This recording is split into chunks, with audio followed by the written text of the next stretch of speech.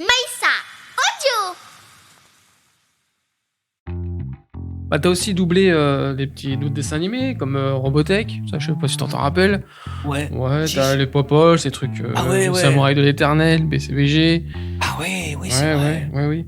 Ah, j'ai oublié ça. Ouais. Bon après les personnages, je suis pas sûr que tu te rappelles qui t'a doublé, mais c'est quand même des dessins animés assez cultes de notre génération.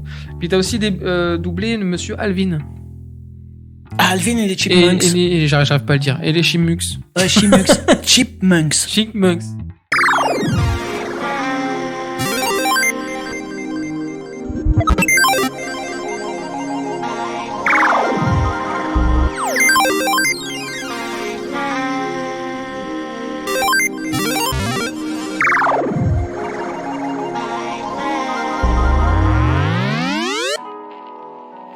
Bonjour les Friends. Connu pour être la voix française de Sonic dans le dessin animé, mais également un acteur de théâtre où il interprétera entre autres Napoléon. Il nous a fait la gentillesse d'être venu dans mon émission. Il s'agit de monsieur Olivier Corolle. Bonjour les amis, et bienvenue dans un nouvel épisode de Soapy and Friends, acteur et comédien de doublage où il interprète Sonic dans la série d'animation mais aussi dans la série culte Oz. Mais il ne s'arrête pas là. J'ai le plaisir de recevoir monsieur Olivier Corolle. Applause. Bonjour Olivier, comment vas-tu ? Bonjour Olivier, je vais très bien. Je m'appelle Soapy. Voilà, bonjour monsieur Soapy. Voilà, je vais très bien. Et je suis très heureux de te recevoir dans mon émission. Je suis ravi d'être ici en ta compagnie et bonjour à tous ceux qui nous écoutent. Bonjour à tous et je vais dévoiler un secret. On se connaît un peu quand même. Du coup, on s'est appelé plusieurs fois au téléphone, donc voilà. Oui. On se connaît un petit peu au téléphone. On s'est un petit peu Voilà, parlé on au a téléphone. un petit peu. Ouais. Alors, faut savoir quand Olivier vous appelle, il faut prévoir 1 ou 2 heures. Mais Oui, c'est quand j'ai du temps. quand t'as du temps. Voilà. J'aime bien m'épancher et j'aime bien faire parler les gens aussi. Donc Olivier, on sait que t'as fait du doublage, mais avant ça quand même, ta grande passion, je pense quand même, le théâtre. Oui, le théâtre. J'ai commencé par le théâtre, les études classiques, et puis qui m'ont amené petit à petit, à jouer un petit peu partout, notamment mes spectacles, parce que quand je n'avais rien, je jouais dans la rue, je jouais dans les cafés. J'ai engagé pas mal de jeunes comédiennes, de jeunes comédiens, dans les créations que je faisais. Et puis un jour, sur ma route, est venu le doublage français. Voilà. Et pourquoi le doublage français ? Pourquoi pas le doublage canadien ? Non. Parce que le doublage canadien, d'abord il faut bien travailler son accent et que je le maîtrise pas parfaitement. Non, plus sérieusement parce que je suppose que tu sais que le doublage en France, c'est quand même les Français qui ont inventé cette technique avec la bande rythmo, etc. Et que nous sommes taxés, entre guillemets, d'être le meilleur doublage au monde. Mm-hmm. Donc, fort de ce principe et de cette école, moi j'ai toujours aimé les voix, et puis je ne te cache pas que quand on est jeune comédien, qu'on ne fait pas de cinéma, qu'on ne fait pas de théâtre, on cherche tous les moyens possibles et inimaginables de jouer. Mm-hmm. Et le doublage est une des facettes, parce que dans le doublage, tu peux interpréter des rôles que tu n'interpréterais jamais au cinéma. Par exemple, si tu dois faire un bossu ou quelqu'un qui fait 2,50 m, ou quelqu'un qui a une particularité physique, ça demanderait trop de trucage, trop de choses. Alors que dans le doublage, tu vas pouvoir interpréter un personnage soit fictif, soit réel, mais qui est aux antipodes de ce que tu es toi physiquement. Et donc c'est ça qui est intéressant, c'est de rendre l'âme du personnage par l'intermédiaire de la voix, d'amener tout le jeu, parce que ce n'est que du jeu, d'amener ce jeu à l'intérieur du personnage que l'on voit à l'écran. Et c'est la grande particularité du doublage, c'est que on a la chance de pouvoir interpréter des rôles qu'on ne pourrait pas faire au cinéma. Ça fait un petit moment quand même que tu doubles. Oui, bah, T'es quand même un ancien, on peut dire. Dans le, Oui, dans le- oui, dans le- bien sûr. Moi, je suis une très vieille personne, donc. Non, j'ai commencé, voilà, dans les années 80, Ouais. par là, environ, quoi. Et puis voilà, ça s'est toujours enchaîné. Voilà, mais comme on dit, comme me disait ma grand-mère, il ne faut pas mettre tous ses œufs dans le même panier. D'accord. Donc, il est important, quand on est comédien, d'avoir une bonne technique et de savoir faire plusieurs choses, d'avoir plusieurs cordes à son arc. Donc, il me semblait, me concernant en tout cas, de me frotter à plein de disciplines différentes, dont le doublage, bien sûr, mais dont la pub, les documentaires, les films, les courts-métrages, écrire, monter un spectacle, réaliser et transmettre. Maintenant, j'aime bien transmettre aussi aux autres Mhm. les quelques petites connaissances que j'ai dans ce métier et d'accompagner les gens aussi pour faire leur premier pas dans notre métier qui est si beau et d'être toujours dans la création, de toujours essayer de faire des choses nouvelles, de savoir se renouveler, se remettre en question. Pour un acteur, c'est primordial, à mon sens, hein, bien sûr. Je parle pour moi, de se mettre voilà, au service de la création. Et c'est très intéressant de faire du doublage, voilà, que ce soit des dessins animés ou des films, ou des téléfilms, ou des 35, enfin peu importe. L'essentiel est de toujours interpréter des personnages et de jouer, de s'éclater à faire des choses et à mettre toute son énergie. Voilà, il faut beaucoup d'énergie pour être un acteur. Donc, mais il faut que ça rentre dans l'image et il faut pas que ça dépasse. Donc, Faut trouver le bon. faut trouver le juste milieu. Mhm. Et ça demande en fait beaucoup d'humilité et de se retrancher derrière un personnage. Parce qu'on n'existe pas, nous, en tant qu'acteurs, comme si on était à l'écran. Mais on est au service de ce qu'on a à doubler. D'accord. Voilà. Donc, et c'est ça qui est intéressant, c'est tu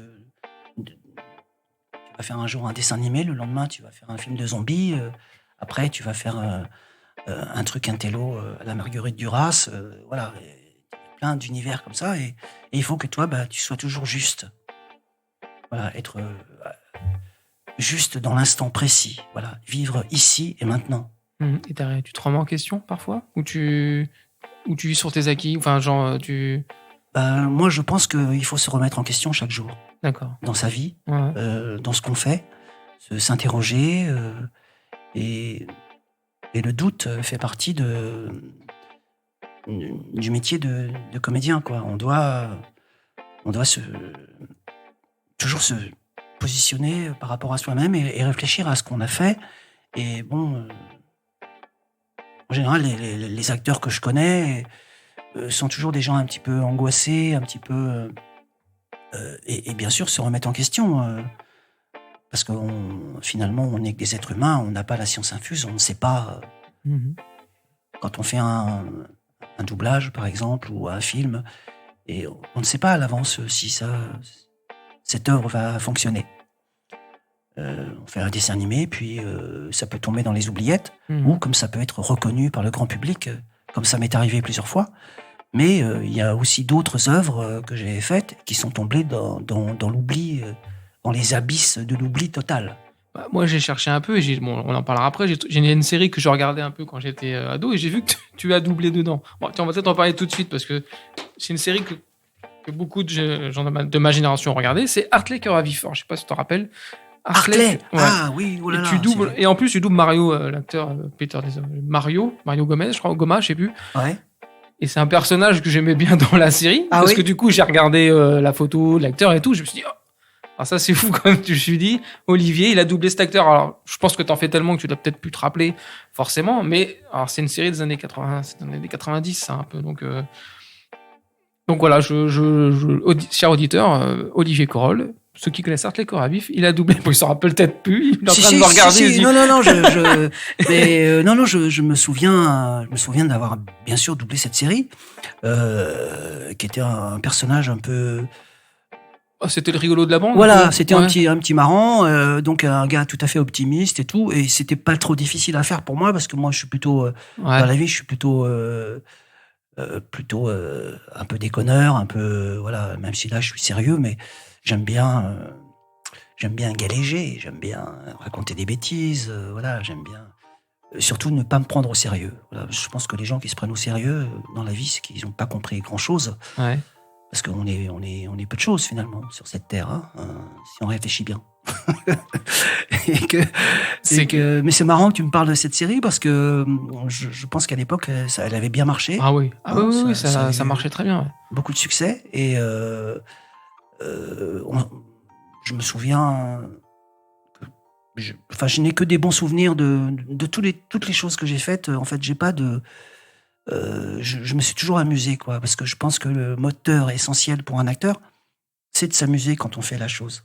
On doit s'amuser, mais sérieusement. Mhm.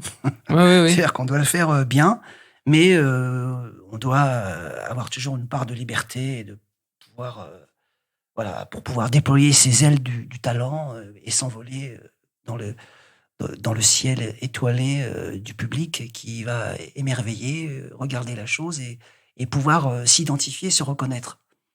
Voilà, donc, pardon, je fais Non, une non, petite non. envolée lyrique Ouais, comme ça, ouais. mais parce que c'est quand on joue vraiment quelque chose et qu'on est vraiment dedans, c'est comme les enfants, quoi. Moi, je prends toujours l'exemple des enfants parce que quand tu regardes un enfant, un petit qui joue, il est vraiment dans son monde, il est vraiment complètement, il habite complètement ses personnages. Voilà, il va prendre n'importe quoi, il va le mettre sur la tête, ça y est, tout à coup, il va devenir le personnage et il joue complètement, quoi. Il est dans sa vérité du jeu et il oublie tout ce qu'il y a autour. Et c'est un petit peu la même chose quand on joue, quand on est adulte. Voilà, on s'amuse à interpréter. Sauf que dans le doublage, là, c'est facile parce que, en fait, il y a juste à refaire ce qui a été fait à l'écran, Mhm. mais en y apportant son petit supplément d'âme à soi, rajouter sa petite touche, voilà, mais sans déborder de l'acteur. Et c'est ça qui est. C'est ça qui est- Il faut trouver la bonne distance, quoi. Mhm. Et quand on a le temps, c'est bien. Malheureusement, souvent maintenant, quand on double des choses,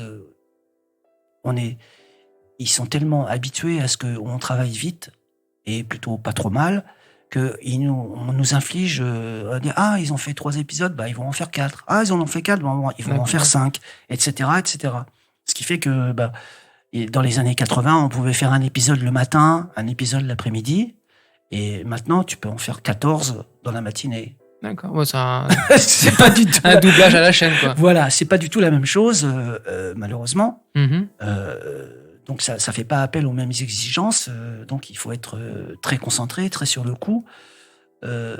Donc avoir une bonne hygiène de vie, être en bonne Ouais, santé, bien sûr. voilà, avec tout ce que cela découle. Mhm. Et voilà, donc si on avait un tout petit peu plus de temps, notre métier est déjà merveilleux, mais si on avait un tout petit peu plus de temps, ce serait extraordinaire parce qu'on pourrait vraiment. Mais bon, il y a des impératifs économiques Ouais. qui font que parfois, tu vois, le directeur de plateau ou la directrice voilà, qui est un petit peu stressée à 9h du matin parce que bon, il faut qu'elle rende sa copie voilà, dans un temps précis. Et donc, on n'a pas le temps on dit voilà, tiens, c'est ton personnage là, vas-y, à toi. Et t'arrives à garder la même énergie toute une journée comme ça? Ben, moi, je pense que pour être un acteur, une des principales choses, outre la mémoire, etc., c'est d'avoir une bonne santé.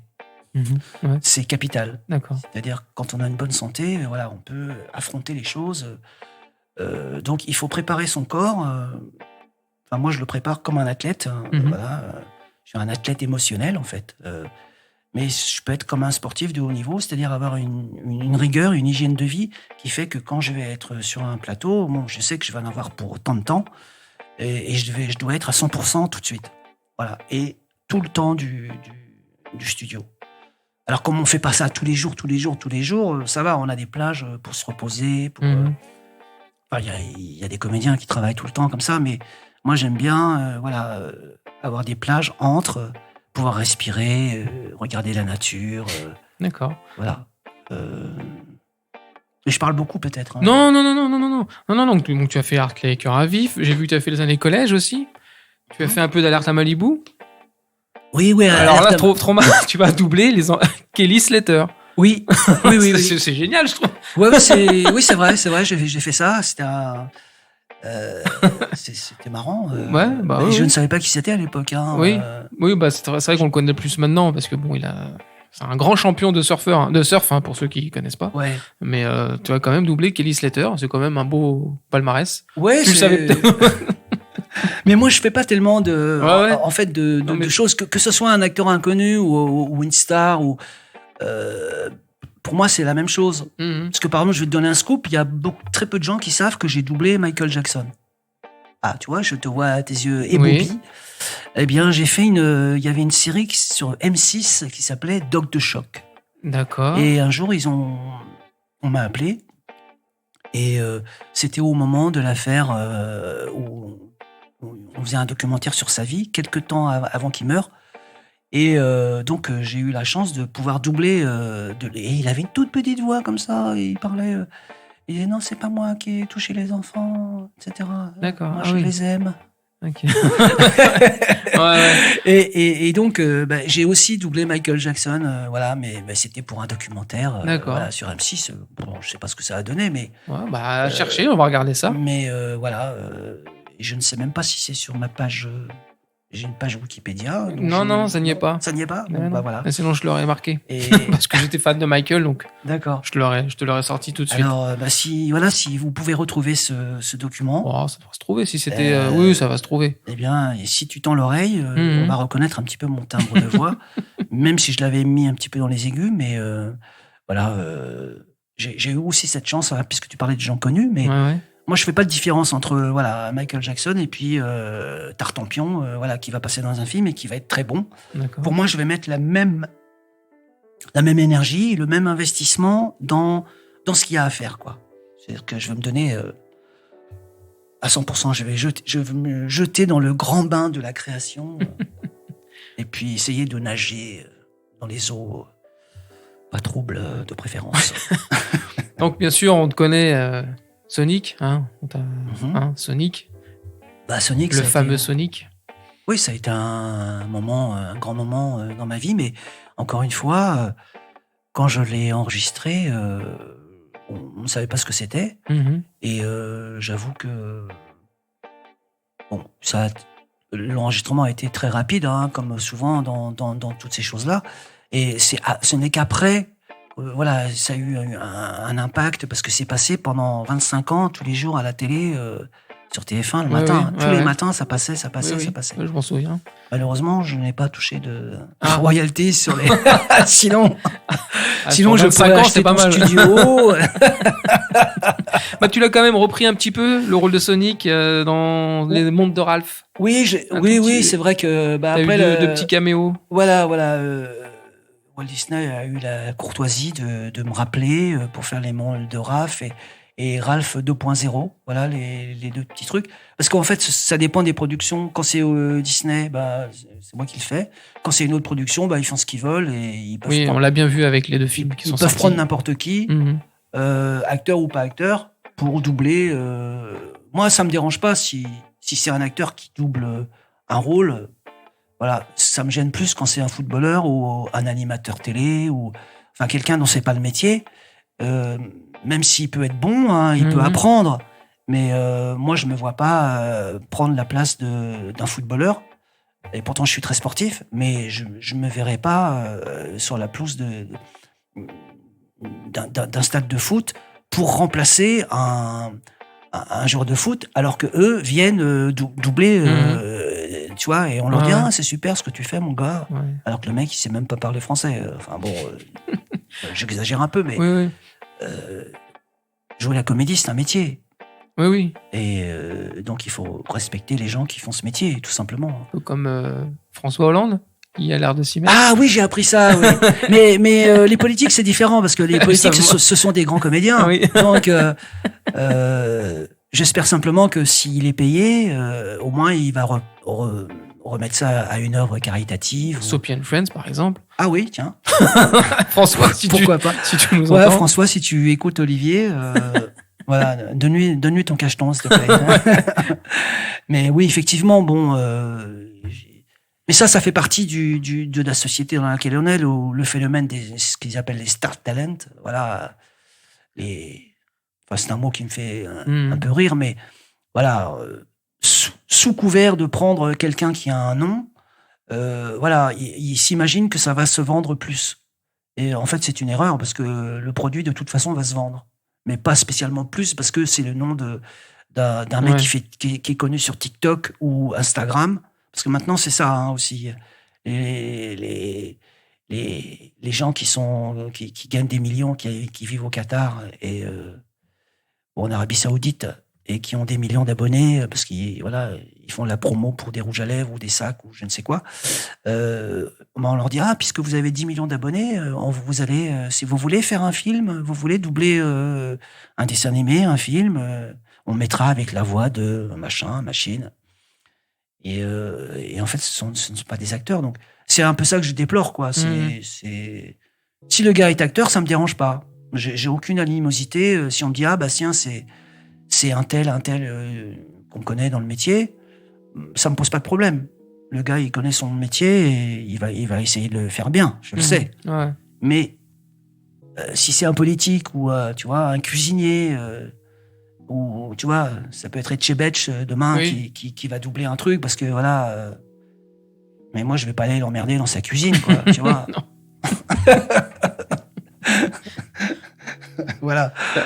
T'as aussi doublé une série culte pour certains, c'est la série Oz.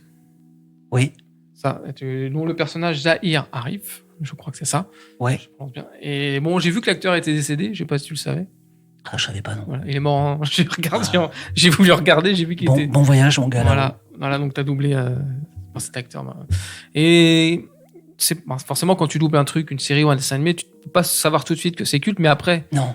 Après, est-ce que les gens viennent te voir quand tu fais des conventions, parce que t'en fais beaucoup des conventions? Non, j'en fais pas non, trop. T'en fais pas tant que ça. Mais quand t'en fais, ils viennent te voir pour un truc précis. Sonic. En général, ils viennent me voir pour Sonic. Ils viennent aussi me voir pour un autre truc qui s'appelle GTO. Oui. Voilà, qui a très bien marché aussi, qui est devenu culte. Voilà. Ça te fait quoi de voir un peu les gens qui viennent te voir pour une voix que t'as faite? Ils viennent pas, je pense pas que c'est toi. Ils viennent voir la voix. Enfin, voilà. Oui, parce qu'ils vont te demander soit de refaire le truc. Ou ce qui est marrant, c'est que parfois, tu rencontres des gens et ils connaissent les dialogues par cœur. Que toi, t'as déjà oublié. Oui, bien sûr. Et ça m'est arrivé plusieurs fois que les gens qui venaient là te disaient j'ai failli attendre. Voilà, tous les trucs qu'on faisait dans Sonic et tout ça. des petites phrases cultes comme ça, qui sont devenues cultes. Et d'ailleurs, la plupart des phrases comme ça, j'ai improvisé pas mal de trucs qui viennent de moi. Quoi. Donc c'était assez marrant. D'ailleurs, j'ai fait dans un épisode de Sonic, comme on avait la liberté de pouvoir dire un petit peu. Maintenant, c'est plus possible. Tout est rectifié. Tu peux plus dire une virgule. Tout est vérifié. Quand c'est pour Netflix et tout ça, tu vois, t'as un vérificateur. Non, tu dis pas ça. Bon. Et par exemple, il y a un épisode dans Sonic où à un moment donné, le personnage parle d'une montagne. Et ils avaient trouvé un autre nom. Et nous, on a changé le nom de la montagne. Et à l'époque, je travaillais avec Patrice Baudrier, qui faisait un des personnages. Et donc, on a appelé ça le mont Baudry-Corol. Dans la série, c'est resté. Donc, on peut retrouver... le mont Baudry, d'accord. Voilà. Donc, c'était une petite signature comme ça. Voilà, on a fait ça pour déconner. Et puis, c'est resté. C'est bien, t'as pu placer ton petit voilà, nom. J'ai placé... voilà, mais c'était pour rire. C'était pas pour me gausser, moi. Parce que... c'était juste pour déconner, en fait.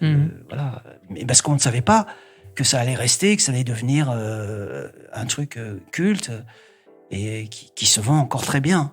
Oui. Parce que je signe souvent plein de DVD, le gros coffret jaune, là, Sonic, machin, et j'en signe dans les conventions. Il y a toujours des gens qui arrivent avec. Donc c'est Ça m'épate toujours un peu, d'ailleurs. Oui, parce que tout le monde identifie maintenant la voix de Sonic, c'est toi. Ouais, ouais, mais bon, pour les générations futures, ça sera, Ouais. ceux qui, ouais. Ce sera celui qui double le film, là. Ouais. Oui, non. Non, pas trop, non. Bon, voilà, mais c'est pas grave. Oui, non, c'est pas grave. Mais pour les gens de nos générations, on dit quand Oui. même, Oui, mais ils auraient pu faire un effort. c'est vrai, mais bon, quand tu rencontres les gens, c'est toujours que du plaisir et du bonheur, quoi. Ouais. Les gens viennent te voir pour te féliciter, tout ça, donc tu peux pas les envoyer paître et tout, tu vois. Non, c'est moi, je suis toujours. En fait, les gens te donnent de l'amour, tu leur renvoies de l'amour, voilà. C'est tout bête, hein. Donc pour moi, c'est toujours un plaisir, comme de venir parler de mon métier avec toi ou avec d'autres. Ouais, Je le fais toujours volontiers si on me demande, gentiment. bien sûr. Voilà, avec un chèque S'il te plaît. avec 4 zéros derrière. Je vais voir avec notre comptable. Voilà. Et donc, non, sérieusement, je pense que ça fait partie de notre métier d'être poli, correct avec les gens et de faire découvrir notre métier, quoi, en toute simplicité. Pour moi, ça me paraît, ça fait partie du métier, quoi. De même que, voilà, quand les gens sont très connus, ils sont dans la rue, ils sont arrêtés. Alors évidemment, parfois, tu vas faire tes courses, t'as pas le temps et tout, les gens te demandent de faire un selfie. Donc, parfois, c'est pas toujours au bon moment. Mais quand on va dans les conventions et tout ça, bon, moi, je me plie toujours à l'exercice avec plaisir.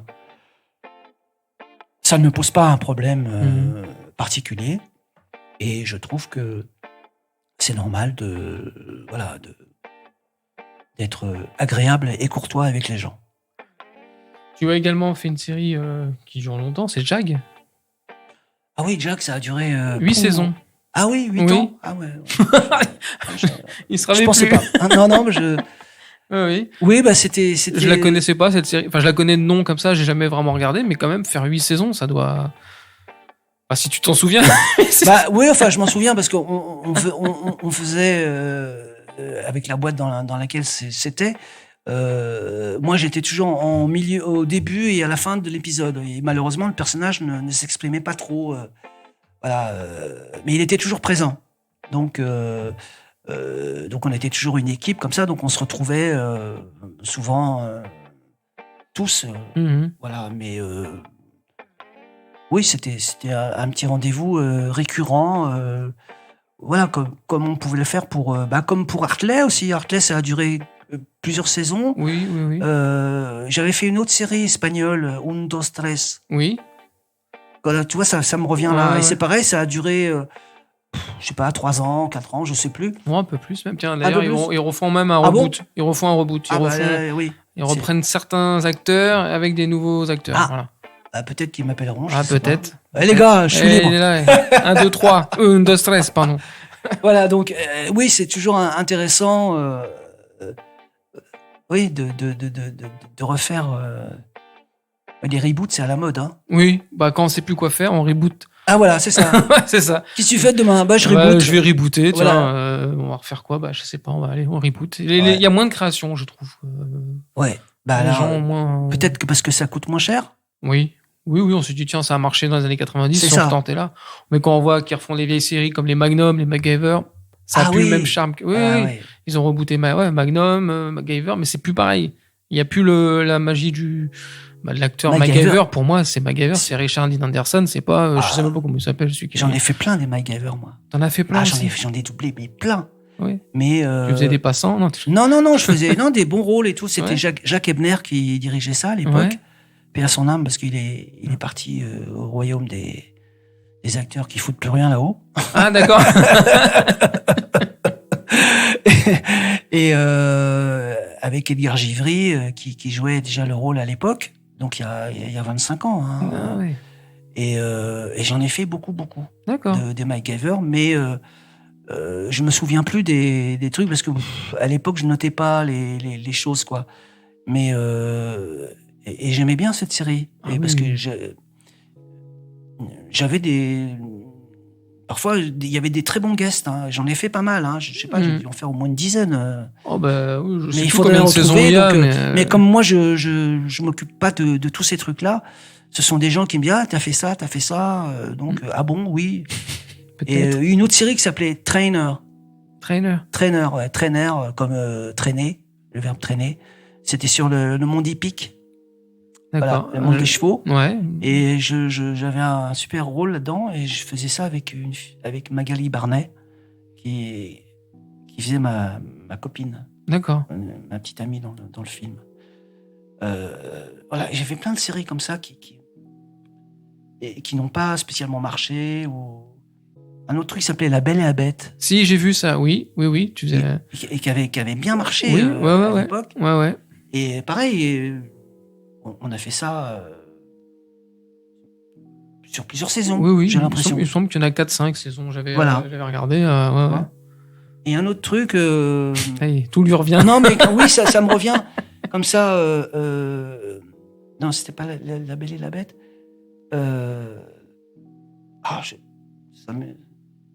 C'est parti. Là. Bon, ça va revenir. Ouais. Ça reviendra. Voilà, et des trucs qui me disaient, mais t'as fait ça. Ah oui, bon... Encore, parfois, je reçois des messages, parce qu'il y a des gens qui sont très très forts sur Internet, et ils me disent, t'as doublé tel truc, et ils m'envoient le timecode, le truc, le machin, et je dis, ah bon? Et moi, je me souvenais pas, quoi. Mais il y a des gens qui sont très très forts. Hein. Alors, je les salue, je les applaudis au passage, parce que c'est eux qui sont un petit peu la mémoire vivante du métier, parce qu'il y a beaucoup de gens qui aiment le doublage en France, en fait. Oui. Et qui sont fans et qui connaissent tous les trucs. Donc ils disent non, mais t'as fait ça. Et bon, on a une culture du doublage. Hein, ouais, absolument. Et alors que en fait, quand tu le fais, on est dans un cercle très fermé, quoi. Tu vois, on se connaît tous plus ou moins quand on se croisait dans les studios, etc. Et à l'époque où on travaillait encore ensemble, parce que maintenant, malheureusement, on travaille. On travaille tout seul, quoi. Ouais. Récemment, j'ai fait un reboot de Shaman King, un dessin animé, et la première version était il y a 19 ans. Voilà. Et j'avais un des rôles principaux. Tao Ren. Voilà, bravo. Merci. Et donc là, j'en ai refait, mais j'étais tout seul, avec le directeur de plateau. Et quand tu dois mettre beaucoup d'énergie et tout ça, et c'était très difficile en fait à faire, parce qu'avant on était emporté par l'émulation générale de tous les copains comédiens et comédiennes qui travaillent avec nous. Mais là t'es tout seul et voilà, tu hurles, tu fais tous tes trucs, tempo rapide, tu vois, plein de trucs. Et bon, donc c'était un petit peu triste, quoi, tu vois, de faire. Et pourquoi? Parce que le Covid, ça a été une excuse, mais quelque part, financièrement, peut-être que c'est. Parce que pour eux, c'est beaucoup plus rentable. Ouais. Tu vois, quand par exemple, parce que le gars est tout seul, et tu peux enchaîner les épisodes, tu fais que la partie que tu as à faire. D'accord. Donc tu enchaînes tous les épisodes, ça va beaucoup plus vite. Ah, je pensais que justement, plus il y avait d'acteurs en même temps, plus ça allait vite. Non, c'est l'inverse en fait. Non, parce que oui, s'il y en a un qui se plante ou tout ça, tu vois, il faut changer de piste, voilà, c'est un peu plus compliqué. D'accord. Mais là, quand tu es tout seul et que tu traces, et donc tu n'as même pas le retour, hein, tu n'es rien, tu fais ton truc en direct, et puis et tu dois faire confiance, voilà, c'est le directeur artistique qui te dit oui, c'est bon, c'est pas bon, voilà. Ah non, là, c'est pas bon, là, faut refaire. Voilà. Donc tu joues, mais tu es tout seul, quoi. Ouais. C'est comme si quand tu joues au tennis, voilà, tu joues face à un mur. Donc, bon, c'est bien, mais c'est quand même mieux si tu as un mec en face. Ouais. Tu peux t'amuser, faire des trucs. Là, quand tu as un mur, un peu pénible. Des robots, quoi. Un peu ouais, c'est ça. Tu es un peu dans l'industrie. Alors, c'est un peu cette époque. Alors, ça fait peut-être un peu vieux con, tu vois, de dire ah ouais, avant c'était mieux. Voilà. Non, moi, c'était pas mieux avant, c'était différent, mais moi, j'aimais bien quand on était plusieurs à la barre. Voilà. Ouais. Si ça revient, je serais ravi. Tu vois, donc, si ça revient pas, je vais m'adapter. Il n'y a pas de problème. Mais tu vois, c'est comme quand tu joues au théâtre. Moi, je joue au théâtre. Enfin, j'ai fait beaucoup. je donne des cours de théâtre et tout ça. Bon, si le gars il joue tout seul, tu peux faire un one man show, hein. Mais tu vois, quand tu fais ton one man show, tu rentres dans ta chambre d'hôtel, t'es tout seul, t'as joué, t'étais tout seul. Après, t'es dans ta solitude tout le temps, quoi. T'as pas le temps de partager. Et le but de notre métier, c'est de partager. Ouais. Voilà. Si tu partages pas, l'essence même de ton métier disparaît un peu. Et je trouve que c'est un peu dommage. Quand tout à l'heure on parlait un peu, c'était la culture française, le doublage, c'est parce que quand t'as habitué qu'un acteur double un doubleur double un acteur, quand on te change la voix, moi perso, je fais, c'est bizarre. Les gens sont très attachés. C'est ça, voilà. On s'attache en fait. Vous êtes un peu cette partie un peu de notre petit monde, et quand on nous change un peu nos habitudes, on se dit c'est vrai. Des voix, t'as du mal à t'habituer. Tu te dis bon tant pis, je vais faire avec. Mais... Bah oui. Mais moi d'un autre côté, je pars du principe que et si d'autres comédiens un jour écoutent cette interview, ce qu'on est en train de dire, les gens le savent très bien, c'est que nul n'est propriétaire d'un rôle. Donc on a beau le savoir, c'est vrai que ça te fait pas plaisir quand tu fais un rôle et que c'est toi, et puis qu'après c'est plus toi pour X raisons, parce que ils ont pas envie que ça soit toi, parce que ils préfèrent mettre un copain, parce que pour plein de raisons différentes, peu importe. Évidemment, ton ego d'acteur est un petit peu entaché parce que tu dis bah merde, c'est pas moi qui le fait, quoi. Donc et puis tu t'habitues, tu vois, quand tu doubles quelqu'un ou un dessin, tu connais bien le mec à force, ce que tu as à faire. Tu vois, tu connais les dessins, si c'est un dessin animé ou si c'est un acteur en chair, à force de le voir et tout ça, tu connais le mec, quoi. Tu sais comment il est à l'intérieur. Donc c'est une petite rencontre intime avec ton personnage. Ouais. Et c'est comme une femme te quitte, quoi. T'es malheureux. Tu vois, si ta femme, mon cher Olivier, te dit demain, écoute, là, salut, j'en ai vu un autre, là, l'herbe est plus verte. Tu vas te dire, non, écoute, tu vois, tu vas te prendre un coup sur la caboche, quoi. Ouais. Parce que t'es une petite chose sensible, comme tout le monde. Donc voilà. Donc forcément, mais en même temps, on sait que nous, on fait une chose, mais que ça peut s'arrêter. Voilà, on n'a pas la sécurité de l'emploi comme à la Sécu ou dans un ministère. Tu vois, tu signes pour un truc, mais peut-être que demain, salut. Voilà, salut. Moi, par exemple, ça m'est arrivé de faire des dessins animés. J'avais adoré faire un truc qui s'appelait Doug. Oui, tu faisais je faisais Roger. Et c'était génial. Hein. J'avais fait un truc. Et j'ai appris hier, tu vois, comme quoi, que ils avaient fait un film après. Et ils ont repris toute la distribution sauf moi. Et alors, pourquoi j'ai été évincé, je ne sais pas, tu vois. Et c'est un copain hier qui m'a appelé, il m'a dit mais dis donc, t'avais fait Doug, tout ça, c'était super. Je dis ouais. Tu sais qu'après, ils ont fait une série, encore une série et un film. Et mon Roger, c'est un autre qui l'a fait.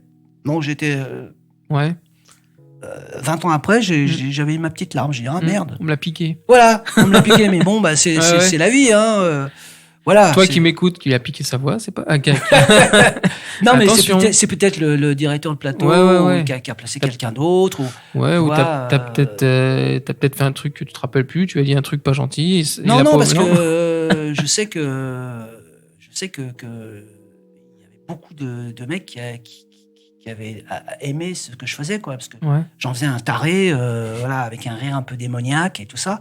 Et il était un peu fou, quoi. Parce que j'aime bien défendre ce genre de personnages, tu vois, les laisser pour compte et tout ça, un petit peu comme dans Ed and Eddie. Je sais pas si tu connais ce dessin animé. Non. Voilà, c'était 3 et je faisais un crétin absolu et on rigolait tellement il était con, quoi. Enfin, je le rendais con, tu vois. Mais il était tellement con qu'il en devenait attachant. Et c'était ça que je voulais faire. Un con attachant. Voilà. Et c'est un truc qui a cartonné aussi à son époque. Voilà. Donc... Et c'était assez difficile vocalement à tenir parce que ouais, je faisais une voix un peu comme ça, tu vois. Tu vois, il était un petit peu abruti du bulbe, comme ça, tu vois. Mais j'ai pris beaucoup de plaisir à essayer de faire une composition qui soit rigolote Ouais. et qui était aussi aidée par un texte, un très bon texte, bien adapté, où les vannes étaient assez drôles, quoi. Mhm. C'était pas cucul la praline et tout ça, tu vois. C'était assez marrant. Alors peut-être que ça a un peu daté maintenant parce que voilà, c'était les années 95, 2000, Ah oui, oui. tu vois. Quand tu doubles ce genre de personnage, ça te permet de te défouler quand même un peu, du coup. Ouais, Hein, c'est un petit complètement. défouloir. Ouais, Hein. complètement. C'est gratos, c'est un défouloir, enfin, entre guillemets gratos, non, Ouais. payé. Mais hein, tu vois que tu croises quelqu'un dans la rue, t'oses pas trop l'insulter, hop, t'arrives au studio et là tu te lâches. Non. Ou tu l'insultes quand même, le mec. Non, Mhm. mais non, c'est ce qui est toujours marrant, c'est de s'amuser, voilà. Ouais. Bah, tu dis que tu t'amuses, mais alors t'as quand même fait Napoléon au théâtre. Ah oui, mais ça c'est autre chose. Ah, ça, oui, mais lui, il c'est- s'amuse moins, lui. Non, alors ouais. Hein, lui, c'était pas tellement un comique. Non, alors, c'est Non, pas un mais- comique, mais Mais là, c'est totalement différent. Là, c'est complètement différent parce qu'on est dans un autre contexte. Imagine le château de Versailles, Mhm. 15 000 personnes de foule, la foule qui est devant toi. Toi, t'es habillé en Napoléon avec la garde impériale, euh, la garde impériale. Donc j'avais, je sais pas, une soixantaine de musiciens derrière avec les tambours, Ouais. les machins, et les chevaux, voilà, la garde républicaine, les canons. Donc c'était tout ça au service de l'empereur, quoi. Mhm. Donc c'est un rôle que j'ai fait, Napoléon, que j'ai fait plusieurs fois dans ma vie. Effectivement, ça a commencé où je l'ai fait pour le cinéma, pour la télé, avec Pierre Tchernia, où je faisais Bonaparte. Voilà. Où je tournais avec Thierry Lhermitte et Jean-Marc Thibault. Voilà, Bon, moi, les jeunes, vous connaissez pas. Ouais, C'est des non, vieux acteurs, ils sont morts. Enfin, moi- pas tous, mais. Ouais, moi, je connais. Voilà. Et donc, ça avait commencé comme ça. À l'époque, je me souviens, Pierre Tchernia, qui était un monsieur merveilleux, grand réalisateur de télé, qui était très connu à la télé parce qu'il avait une émission où il présentait les Walt Disney et tout ça, Oui. à Oui. l'époque. Oui. Voilà. Et je ne sais plus comment ça s'est passé, mais à l'époque, j'avais laissé mes photos dans un studio, etc. Et j'étais parti en Bretagne faire du théâtre et tout ça. Et à l'époque, il n'y avait pas les portables, il n'y avait pas. J'ai reçu un télégramme parce que j'étais par une de ma copine de l'époque qui me dit la production te veut absolument, il faut que tu sois demain à Paris, nanana. Voilà, donc je suis retourné à Paris et puis pour tourner avec Pierre Tchernia. Oh. Et c'était Bonaparte. Ouais. Et après, 20 ans plus tard, voilà, on m'a proposé de faire Napoléon pour Versailles. Ça se refuse pas.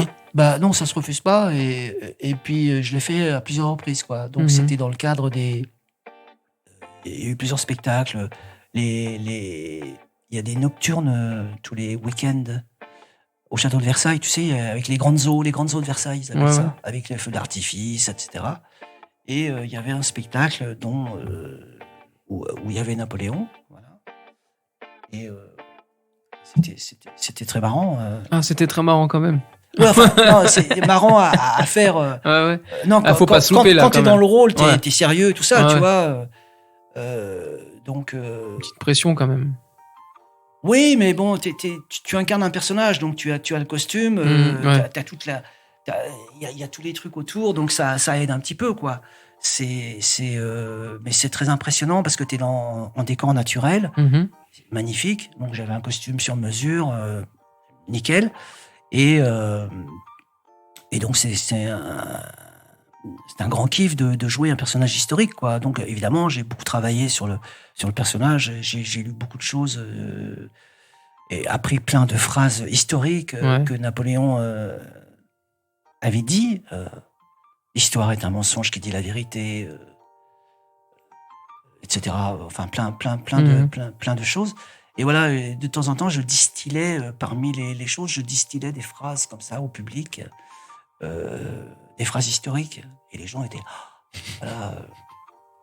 Ou même, j'avais imaginé dans la mise en scène de faire... de prendre des gens au hasard, parce que c'est Napoléon qui a inventé la Légion d'honneur, tu sais. Ouais. Et je vous le dis à vous, vous, auditeurs qui ne le savez pas, ou peut-être vous l'avez oublié. Je pense qu'il ne savait et pas. donc j'avais imaginé à l'époque, voilà, on prenait quelqu'un du public comme ça, et puis j'avais fait faire des grands parchemins, Ouais. et je décernais une Légion d'honneur, voilà, à quelqu'un, voilà, qu'on adoubait avec la musique et tout ça, et les gens étaient fous, quoi, ils adoraient ça. Et le gars m'avait dit, ah, mais j'adore ton idée, voilà. Et donc les gens repartaient avec un parchemin signé de Napoléon, donc j'ai regardé comment il faisait les signatures et tout ça. Donc à la plume, il y avait un mec qui me suivait avec une plume à l'encre violette, les grandes plumes de l'époque, voilà, et je signais en gants blancs, écriture violette, le N de Napoléon. Voilà. Donc c'était un très beau spectacle, un très beau souvenir. Bah oui, puis 15 000 personnes, ça va, c'est peu commun. Oui, bah moi j'ai joué devant 10 personnes. Ouais. Quand je joue au théâtre, des fois il y a 3 personnes, des fois il y en a un peu plus. Et c'est vrai que quand tu connais des foules comme ça, et que il y a un silence, il y a un truc, tu te dis, ah, il se passe quelque chose, quoi. Voilà. Mais ils savent pas que j'ai fait aussi Sonic et tout ça, quoi. Non. Les gens, ils voient pleurer. Napoléon. Et... Alors parfois ils peuvent t'insulter aussi quand tu passes comme ça. Ah bon? Dictateur, Sarkozy. Ouais, j'ai entendu des trucs, c'était assez marrant à l'époque. Sarkozy. J'ai ah bon.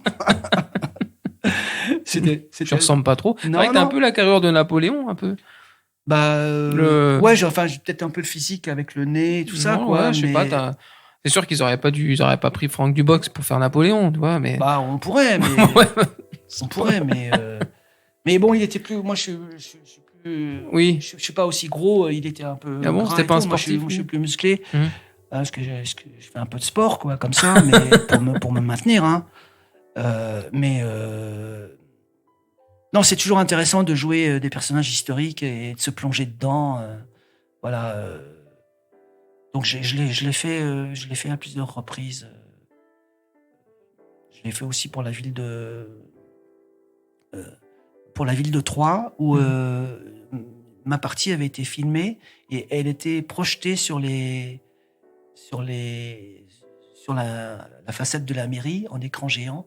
Donc, je sais pas, la mairie, ça fait, je sais pas, 20 mètres de haut, enfin, tu vois. Ouais.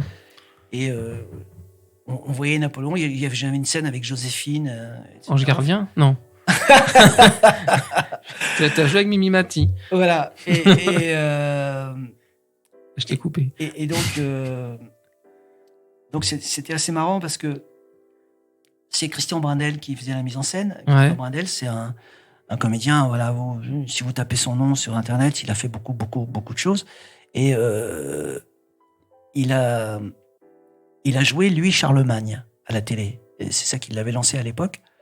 Et ça m'avait amusé un jour, quand j'ai fait Napoléon, de l'inviter. Et c'est Napoléon qui rencontre Charlemagne. Voilà, c'était un petit peu le clin d'œil historique comme ça que j'avais imaginé. Voilà. Et donc, il m'avait mis en scène pour un Napoléon aussi dans sa ville, et qui se jouait tous les week-ends en plein air. Donc là, c'était 30 ou 40 000 personnes chaque soir. Parce que le spectacle, c'est la ville qui organisait ça, donc c'était un spectacle gratuit pour tout le monde, quoi. Et il y avait une roulotte qui passait dans le public, où il y avait les comédiens qui jouaient en direct, et moi qui était filmé sur la place. Et ils avaient investi différentes places de la ville. D'accord. La cathédrale, la mairie, le marché. Voilà. Et c'était un spectacle très magnifique, voilà, où tout le monde pouvait intervenir. Et où j'ai refait Napoléon aussi à ce moment-là. Voilà. C'est un petit clin d'œil comme ça. Oui. Ouais. Bon, Napoléon, si tu nous écoutes. Je sais pas s'il écoute la radio. Il est peut-être devenu sourd depuis, je sais pas. Ah, tu me demandes de causer, moi je cause. Ah ouais, non mais... de toute façon, on est toujours servi. Il y a toujours soit il cause bien. J'ai pas beaucoup besoin de poser de questions parfois, donc c'est génial. J'ai l'impression que je travaille pas beaucoup. Mais non, mais ça m'énerve parce que tout à l'heure, tu m'as parlé de séries, machin, et tout d'un coup, je dis, ah, il y a une série qui m'est revenue dans la tête, mais là, je l'ai complètement zappé, mais c'était Force de frappe. Force de frappe. Et ben, ce truc-là, il est jamais sorti. D'accord. Et j'avais un des rôles principaux avec Darbois. Ah, Force de frappe. Darbois était à côté de moi, quoi. Le boss du théâtre, du machin, il était à côté de moi. Et j'ai plus jamais retravaillé avec lui. Enfin, je le croisais de temps en temps. C'est Richard, c'est Olivier, voilà. Et c'est con parce que j'avais un bon truc. Mais, tu vois, ce truc-là, bah, ça n'a pas marché. On sait pas. C'est une série franco-canadienne. Mais j'avais un bon truc là-dedans. Donc, c'est con. Ouais. Bah, t'as aussi doublé d'autres dessins animés, comme Robotech. Ça, je sais pas si t'en rappelles. Ouais. Ouais, t'as les Popol, ces trucs. Samouraï de l'Éternel, BCBG. Ah oui, c'est vrai. Ouais. Ah, j'ai oublié ça. Ouais. Bon, après, les personnages, je suis pas sûr que tu te rappelles qui t'a doublé, mais c'est quand même des dessins animés assez cultes de notre génération.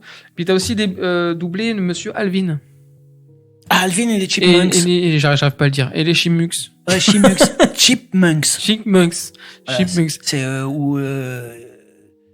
Oui, j'ai fait les premiers... Chipmunks, c'est un hamster en anglais, en français. Ah, oui. Et ben oui, j'ai fait la voix d'Alvin. Donc pour la télé, c'était les premiers trucs. Et après, ben, j'ai vu qu'ils l'avaient refait au cinéma et tout ça, mais ils m'ont pas appelé pour hommage. Hein. Ah ouais. Voilà. Non. Et oui, je faisais ça avec Nathalie Régnier à l'époque. Ouais. Et un autre qui s'appelait Denis Lostria. Voilà, on était les trois.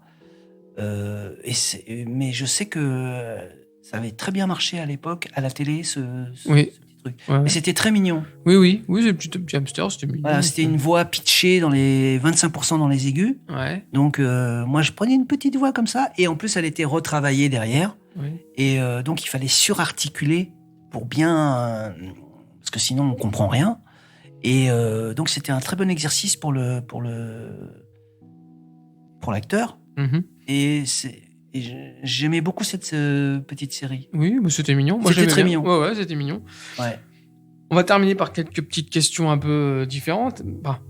Mais t'as beaucoup d'amis dans ta tête. Bah, pour faire ça, faut quand même avoir du monde. Bah, ouais, moi, je ne sais pas. Ouais, il faut. Tu te parles à toi-même. Ouais, je m'emberge beaucoup. Ouais, je me parle à moi-même. Donc, je pense qu'il faut être ami avec soi-même. Hein. Ouais. Oui, c'est vrai. Le plus grand ami. Parce qu'en fait, pour aimer les autres, il faut d'abord s'aimer soi-même. Donc, donc forcément, mon plus grand ami, c'est moi-même. Et ça t'arrive, quand tu rentres chez toi, de reparler comme un personnage que t'as déjà doublé ou que c'est... Non, en fait, t'as... Ah non, moi, une fois que t'as coupé, c'est fini. Une fois que le taf est fini, bon, après, tu peux... Si t'as eu le sentiment que c'est pas réussi, raté, ou... Bon, tu peux y repenser. Tu peux dire, ah oui, merde, là, j'aurais dû faire ça. Parce que surtout que ça va trop vite, tu vois. Ouais. Tu dis, ah oui, je peux refaire. Non, on n'a pas le temps. Alors, t'es un peu frustré. Ouais. Bon, alors, comme c'est eux qui décident, tu dis, attends, t'as pas le temps. Hein. Moi, j'ai donné le maximum de ce que j'ai pu. Voilà.